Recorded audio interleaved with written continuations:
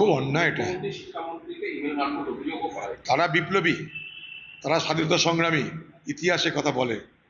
আর মেদিনীপুর সেদিন স্বাধীনতা সংগ্রামের একটা বড় গর্ভগৃহ ছিল।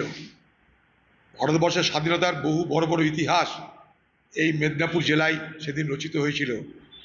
মাতঙ্গিনী হাজরা থেকে বিদ্যুৎ বাহিনী সবাই জানে। অস্থায়ী সরকার গড়ে প্রথম মেদিনীপুর থেকেই ব্রিটিশের শাসনের বিরুদ্ধে চ্যালেঞ্জ ছুড়ে দেওয়া হয়েছিল।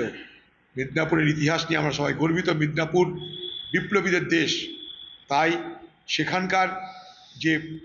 সেখানকার শুধু নয়, সারা বাংলার এবং সারা ভারতবর্ষের মানুষের জানা উচিত যে মেদিনীপুরের আসল ইতিহাস কি।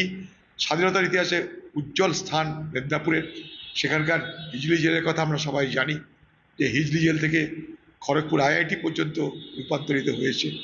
তো স্বাভাবিকভাবেই আজকে ভবিষ্যৎ প্রজন্মকে বিকৃত ইতিহাস শেখানোর চেষ্টা করা হচ্ছে সুপরিকল্পিতভাবে।